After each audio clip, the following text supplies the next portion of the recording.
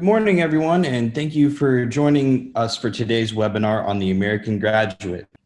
Thank you to all of you that have been joining us throughout the semester for these professional development webinars. We've covered a broad range of topics at this point in time, and we're really excited to discuss this topic and to welcome our host from Alabama Public Television. Before we get started today and before I introduce the topic, I just wanted to run over a couple of housekeeping notes. Throughout today's presentation, we'll be utilizing the polls feature again, just because we'd like to keep you engaged and also to continue improving our own efforts in providing you with the skills and knowledge that you need to have success in your school. I also wanted to let you know that we will be hosting a Q&A session towards the end of today's webinar. So if you have any questions throughout the presentation, please feel free to submit those using either the Q&A feature or the chat feature. Those can both be found within the Zoom software that you're viewing the webinar through. So with that said, I'd like to tell you a little bit about the American Graduate Program. The American Graduate Initiative is public media's long-term commitment made possible by the Corporation for Public Broadcasting to help young people succeed in school, career, and life. Public media, with its unique position as a trusted resource and important partner in local communities, provides a critical platform to shine a light on pathways to graduation and successful student outcomes. National and local reporting, on air and online, is helping communities understand the challenges and community-driven solutions associated with education and future successes. Public forums, town halls, and community conversations have activated discussions between community leaders and educators and other stakeholders. Through American Graduate, stations have inspired citizens to get involved and become American Graduate champions, the caring adults who often make the difference in a young person's life. So that's a little bit about American Graduate. And joining us today, we have Meredith Smith from Alabama Public Television. Meredith Smith is the Education Special Projects Manager at APT, and she's going to be taking us through today's webinar. So with that said, I'd like to turn it over to Meredith. Thank you, Colby. Good morning and welcome. We're so happy to have you with us. Today, I'm planning to share information with you about our American Graduate project that Colby was just telling you about, as well as some information about workforce and economic development here in Alabama and some opportunities to connect your students to resources after graduation. So Colby, I think that was a really good summary of the project. Straight off the website. Okay, so I'll tell you guys a little bit more about our plan to help close Alabama's skills gap. As Colby was telling you, we're one of 19 stations in the country that received this grant called American Graduate Getting to Work. It's the third phase of the grant. The first two phases dealt with graduation rate and mentorship, and so this one is about workforce development. So we have some action steps how Alabama Public Television is trying to address the needs here in Alabama. The first is a communication need with parents and students, and we would love to have your input about what you think parents and students need to hear in order to be inspired to consider skilled careers. And you'll have an opportunity to share some ideas or reach out to us after the webinar if you have ideas about that. Okay. Also, we are producing content in a series of videos called Career Forward Alabama. We're creating 10 60-second videos that feature young adults here in Alabama who have pursued alternate career pathways. So that would be, they're in a profession that doesn't require a 4-year degree, but instead an associate's degree, some type of credential or certificate. We have featured a young man who's getting an associate's degree in culinary arts, as well as a machinist who had studied machining in high school, has a high school diploma, then did on-the-job training. We also are working on We have in production right now a video about the high school CNA program and an ultrasound radiology tech, a truck driver, IT help desk, and IT software developer. All of those are in the works.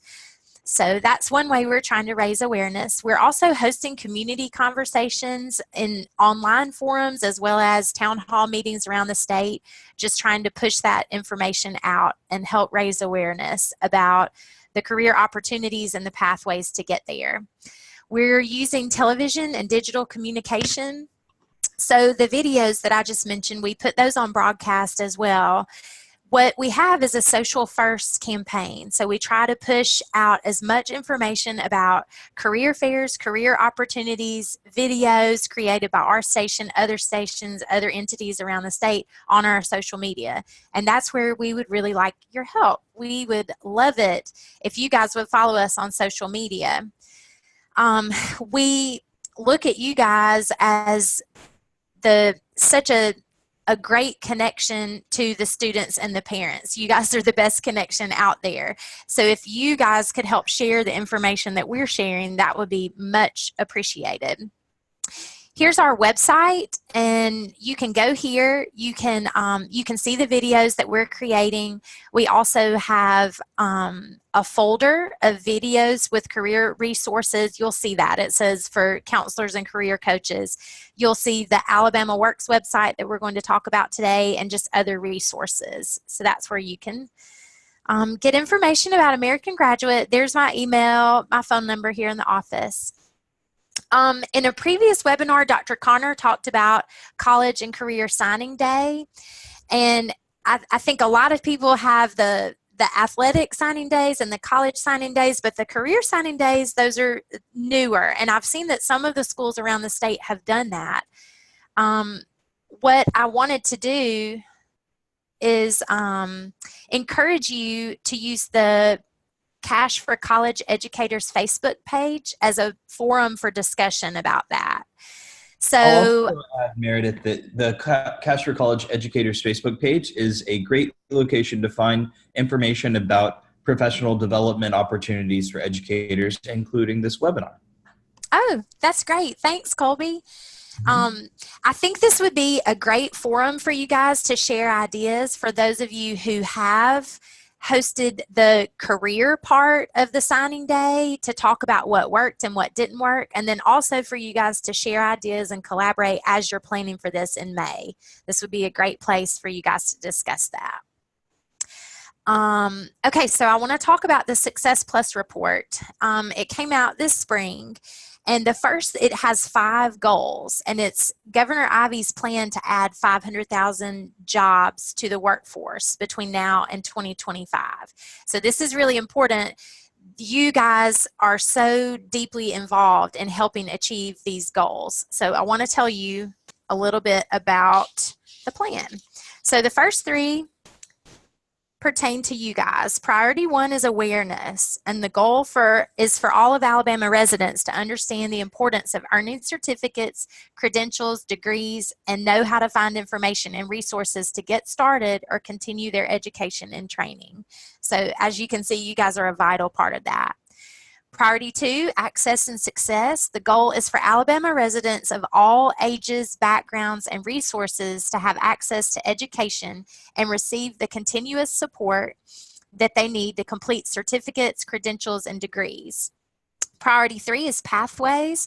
The goal is to define pathways from education and training to high-demand jobs. Programs, curriculum, and guidance along pathways encourage success, achievement, and opportunities for continuing education. So these apply to you guys the most, and I have a guest who's going to talk about how the Career Centers can help you achieve these priorities and goals. But that'll be in a minute. I wanted to also just let you know what 4 and 5 are. They're more on a broader scale. Priority 4, leadership and collaboration. That goal is for partners at the state, regional, and local levels to work together to support efforts aimed at increasing post-secondary educational attainment in Alabama. Priority 5 is assessment and continuous improvement, and that goal is to track and share regularly our progress toward Alabama's goal for post-secondary educational attainment we were just talking about, and make adjustments to the plan and the strategies to ensure success. I want to encourage you again to use the Cash for College Facebook page for you guys to collaborate and talk to develop a common language. Part of what we want to do is communicate to students, the other educators in your building, and the parents, you know, what an apprenticeship is, what on-the-job training is. And so developing that common language about what's out there and the pipeline from education to workforce. Also developing conversation points. What are the things that we as counselors and career coaches need to be talking to students about? What are the things that we need to be talking to parents in our community about as far as workforce development goes? Okay, so this is a teaser for a follow-up webinar that we will have coming soon, and we will get you information about the date and time for that.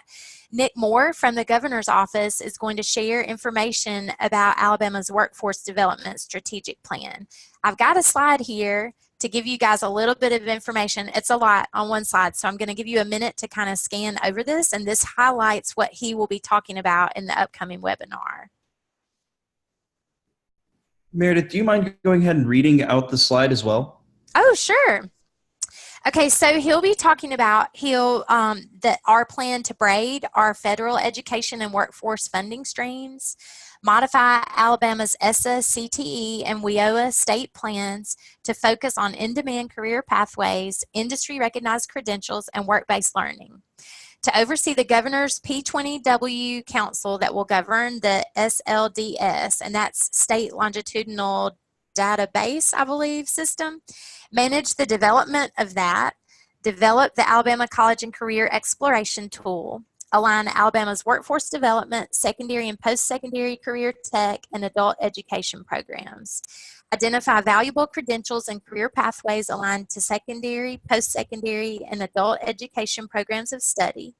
Coordinate the establishment of the Alabama Office of Apprenticeship and the establishment of the AIR which is Alabama Industry Recognized Registered Apprenticeship Program. Create a united workforce marketing, outreach, and incentive strategy. So lots of information to come about all of that. Yeah, exactly. And we're really excited about this webinar as well. So please stay tuned for more information on that and other topics as we move forward through the rest of the semester and into the spring semester. Thanks, Colby. Another thing I wanted to talk to you guys about is the Alabama Works website. It's a really great resource for connecting you to workforce development leaders in your community. So what you would do, how you use this, is you would go to the Alabama Works website, and then you click on your region, and it's going to say connect with my team. When you click on that, you can get the contact information for the people at your regional workforce council. You can reach out to them, and you can get the newsletter about what's going on in your region as far as workforce development, in-demand careers. You get a lot of information through the newsletter, but also you can find out about their quarterly meetings and attending those. I've been to several of those, and there are career tech directors there, career coaches. I would encourage counselors to go there. It's just a great way to meet people from industry and make those connections and get information that is critical for your students. The other great thing that you can find here, when you click on connect with your team, you're going to find the career centers that are near you. It will have the contact information for all the career centers within your region. We're fortunate today to have Mike Brittier, who works for the Alabama Career Center system, and he's going to talk to you about those 3 goals that we talked about, how your local career center can support you with achieving those 3 goals.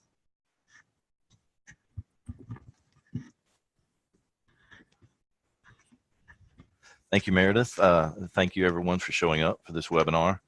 Again, I'm Michael Berdier. I'm a business service rep for this region. We have 3 additional BSRs that serve the Region 4.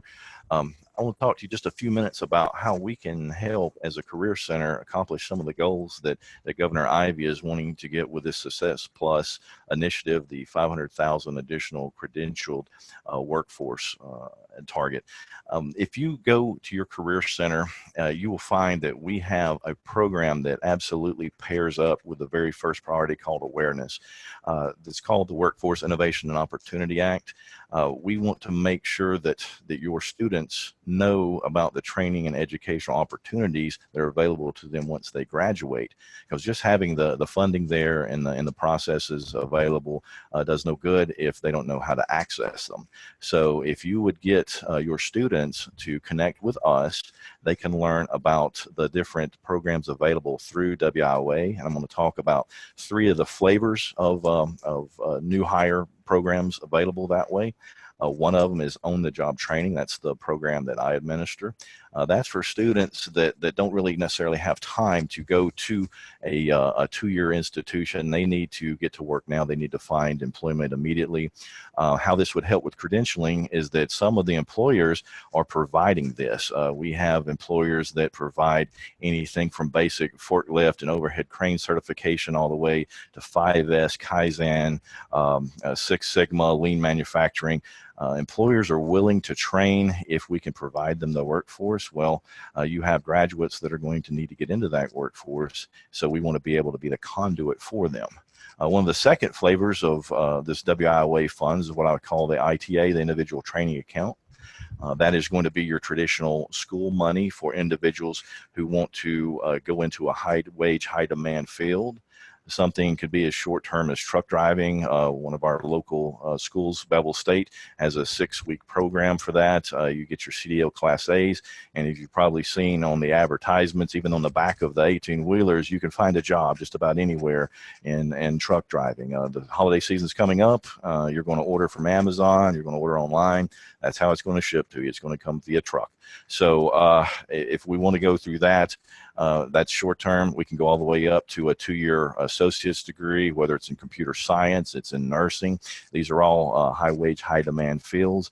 And your students will find out that they can access these funds, but they need to come see us and see what it takes to qualify and what school options are available. We'll show them the ETPL, the Eligible Training Provider List, where they can pull up programs that are available through WIOA funding by school system. If they find one that's close to them, it's in a field they want to participate in, then they have that resource available. The third flavor is kind of a combo. It's called Registered Apprenticeships. It combines a hybrid student and an employee kind of wrapped into one. And I think the state is really pushing towards this kind of model because it solves a lot of problems with credentialing and employment all at the same time. An individual that participates in an apprenticeship, they go part-time to school, but they're also working. At the end of their apprenticeship, they earn a national recognized credential that's transferable throughout the country. They also earn college credits, and they're earning a wage that progressively increases during their apprenticeship time. So they're earning benefits and retirement while earning their educational component. So if they go into RAs, they kill multiple birds with one stone.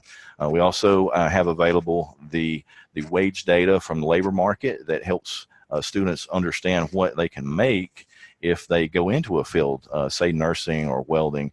You don't want to invest in time with a program if you don't know it's going to be able to provide for your needs once you graduate with that certificate. So we can provide LMI data when they come in, but we need them to come in. Right now, traditionally, they're going to the colleges and they're asking, how can I afford to go into school? And the counselors are saying, have you filled out your Pell Grant? Here's some information on student loans. And oh, by the way, you need to go to your career center and see about the WIOA program. I would love it if you could short circuit that, if you could do that before they have to make all the way to the colleges, because I'm afraid that we'll miss individuals who say, you know, I'm not going to be able to afford school. You know, my parents can't afford college. And if they don't make that trip, they're not going to know about us, and they're not going to know about the WIOA funding that can help them. All right, so that's number one. That's awareness. So let's get into access and success. That works hand in hand. You can't be successful in getting these credentials out if you don't have access to them. And a lot of people have SBEs, significant barriers to employment.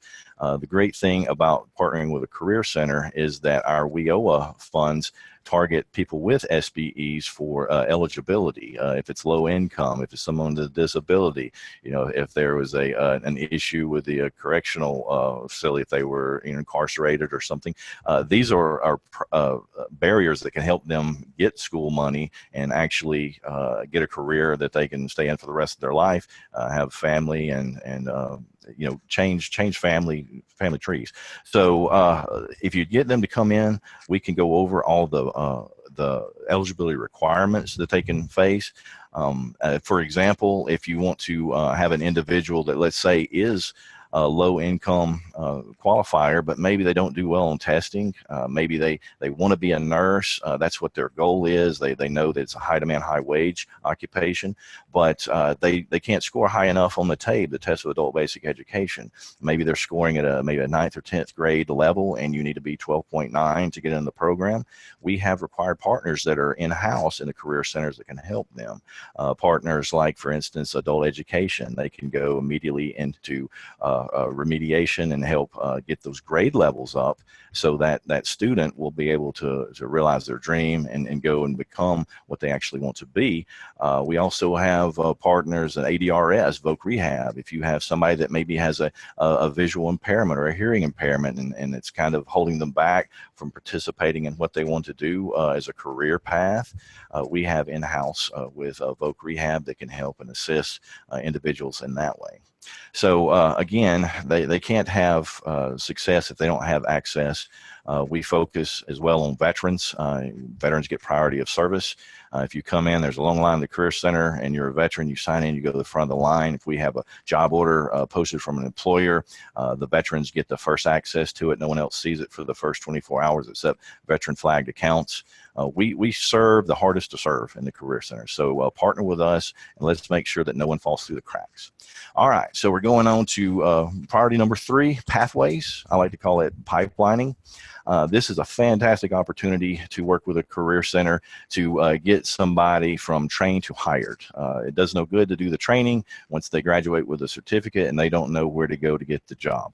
So if you reach out to the career centers, the staff there would love to work with you in setting up pipelining or pathways into employment.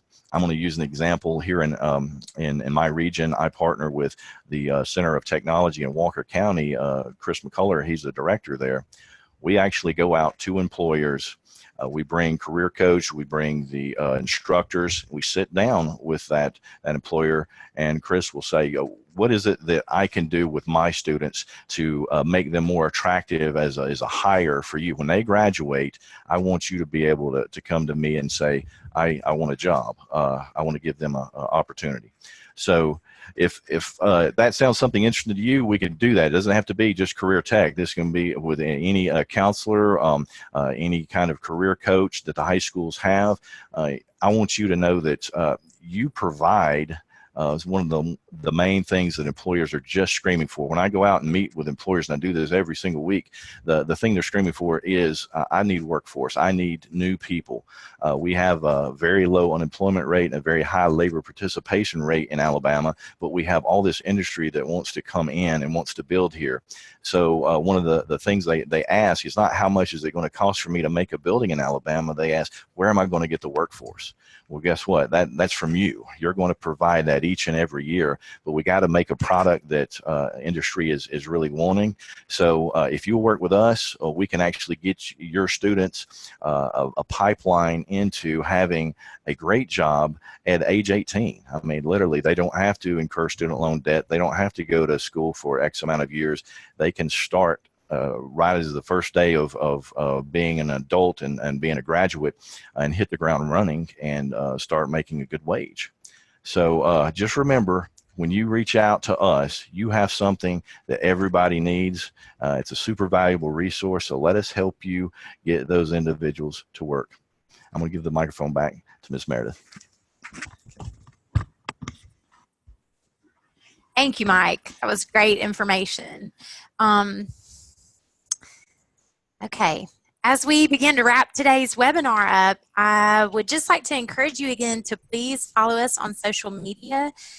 We would love to know all the wonderful things going on in your community. We would love your help sharing information. With American Graduate, we are trying to raise awareness about career opportunities, especially for those 16 to 26-year-olds that don't require a 4-year degree.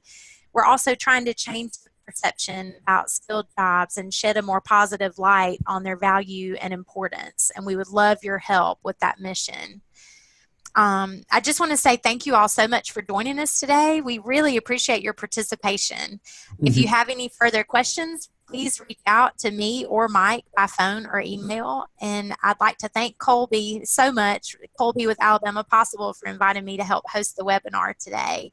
And I'd like to thank Mike again from the Alabama Career Center for sharing his expertise with us. Very much appreciated. Thank you, Meredith. Oh yeah, the education team here at Alabama Public Television appreciates the vital work that you all do for the students of Alabama. We look forward to continuing to support your work in the future. Thank you, Meredith and Mike. We really loved having you on as well. And as we begin to wrap things up, if there are any additional questions, I would encourage you to utilize the Q&A feature or the chat feature. We're happy to take any questions at this point in time. I also wanted to point out that we will be posting this video, a recording of this video, to the Alabama Possible YouTube channel. That's also a location that we would love to take any questions you may have. So we'll be monitoring the questions there and also and responding to you. And then in addition to that, we will be sending out a follow-up email that will include a link to this recording so that you can share it with your colleagues in that fashion. I'll also share Meredith and Mike's contact information, as well as some resources at Cash for College and Alabama Possible, including the Educators Facebook page, which was mentioned earlier. So yes, Stacy, this will be recorded, and we do appreciate you joining us today, Stacy. So with that said, if there are no other questions, I just want to say thank you one more time to Meredith and Mike. Please be on the lookout for our follow-up email as well as information on upcoming webinars, and we look forward to seeing you next time. Thanks, everyone. Thank you.